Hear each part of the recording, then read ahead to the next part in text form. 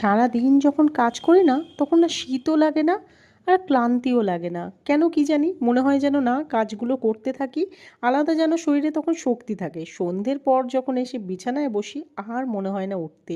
ছোটবেলায় না মাকেও তাই দেখতাম, সারা দিন ধরে কাজ করে যেত, একটু রেস্ট নিত না। মাও সন্ধ্যের পর এসে সব কাজ মিটিয়ে এসে শুয়ে থাকতো।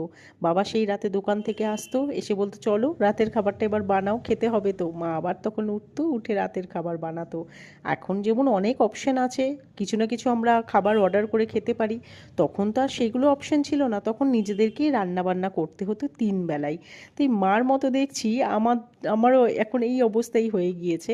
সারাদিন মনে হয় কাজ করে যাই, রেস্ট নেব না, তাহলে সন্ধ্যের পর এসে বসতে পারবো বেশ রিল্যাক্স হয়ে। তো এই আমারও এখন তাই অবস্থা, সারাদিন কাজ করে যাই অক্লান্তভাবে, তারপরে সন্ধেবেলা এসে বসি। আর সত্যি বলতে যখন সন্ধেবেলা এসে বসি না, আমার বড় আমাকে আর উঠতে দিতে চায় না, বলে না তুমি রেস্ট করো, আর কাজ করো না, তুমি এবার একটু রেস্ট করো, আমি যেটুখানি কাজ আছে আমি করে নেব। আর ম্যাক্সিমাম দিনই আমি রাতের খাবারটা বানিয়েই রাখি সকালবেলা, শুধু রুটিটাই করা হয় না, রুটিটা উঠে জাস্ট করি। তো যাই হোক, আমার বর একটুখানি কফি করে দেয় বা চা করে দেয়, আর ভালো সুন্দর করে কোনো কোনো দিন না মুড়িও মাখায়।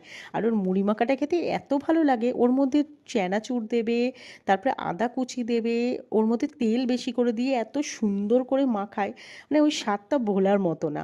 তারপরে মাঝে সাঝে বাইরে থেকেও তো খাবার আনানো হয়, যেমন মোমো আনানো হয়েছিল। আর মোমোটা না অনেক দিন পর খুব সুন্দরও খেয়েছিলাম, ভেতরের ফিলিংসটা খুব সুন্দর ছিল, স্যুপের ভেতরে পুরো সুন্দর সবজি দিয়েছিল, চিকেন বেশি করে দিয়েছিল, ভালো লেগেছে। তারপরে বর বললো আজকে তো রাতে কিছু করোনি, তাহলে কি করবো? আমরা যাও বাইরে থেকে তাহলে এনে নাও, তাহলে ও তাই চিলি চিকেন আর নিয়ে এসেছিলো হচ্ছে রুমালি রুটি, তো ওটাও খেলাম, বেশ সুন্দর লেগেছিল। আর চিলি চিকেনটাও এত সুন্দর ঝাল ঝাল ছিল বলার মতো না।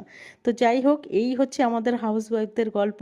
তো ভিডিওটা ভালো লাগলে প্লিজ একটা লাইক করে যেও, আর চ্যানেলটা সাবস্ক্রাইব করো। দেখা হবে আবার একটা অন্য ভিডিওতে, কথা হবে আবার অন্য কোনো বিষয়। ততক্ষণে যে টাটা, সুস্থ থেকো, ভালো থেকো।